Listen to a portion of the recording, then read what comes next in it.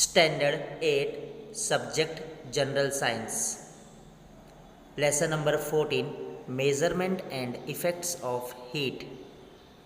In this video, we are going to learn sources of heat. The Sun. Sun is the biggest source of heat received by the Earth. A tremendous amount of heat energy is generated due to the nuclear fusion taking place inside its center all the time. In this process of nuclear fusion, hydrogen nuclei fuse together to form helium nuclei, releasing a large amount of heat in the process. Some of it reaches the earth in the form of light and heat. The next source of heat is earth. As the temperature at the center of the earth is high, the earth is also a source of heat. This heat is called geothermal energy. Now, chemical energy. When fuels like wood, coal, petrol, etc. burn, there is a chemical reaction between the fuel and oxygen. Heat is generated in these reactions. So, we can say that chemical energy is also a source of heat. Electrical energy. In your daily life, you have seen several equipment which produce heat with the help of electricity. Example, electric press, electric heater, etc. Thus, electricity is a source of heat. The next source is atomic energy. A huge amount of heat is produced in a very short time when the nuclei of some heavy elements like uranium, thorium, etc. undergo reaction. This reaction is called nuclear fission. This is used in atomic energy projects. Air. Air is also source of heat. A large amount of heat is present in air around us.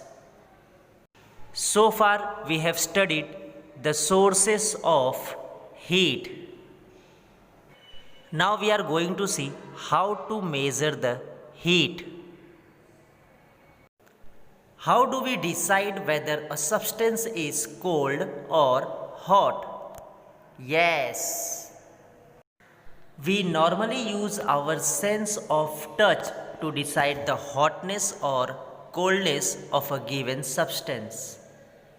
However, our sense of hot or cold is relative. This can be understood from the following experiment. Let us do an activity.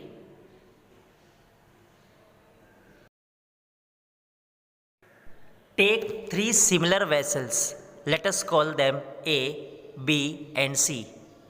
Fill A with hot water and B with cold water. Put some water from A and B in C. That means in the vessel C, we have to take lukewarm water. Dip your right hand in A and your left hand in B and keep them immersed for 2 to 3 minutes.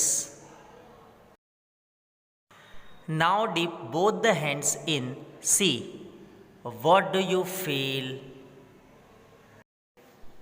Even though both the hands are dipped in water in the same vessel, that is water at the same temperature, your right hand will find the water to be cold while the left hand will find it to be hot. What is the reason for this? Think about it. You must have understood from the above activity that we cannot determine the temperature of an object accurately by simply touching it. Also, you may hurt yourself by touching very hot or cold objects. So, we feel the need of some device for measuring temperature.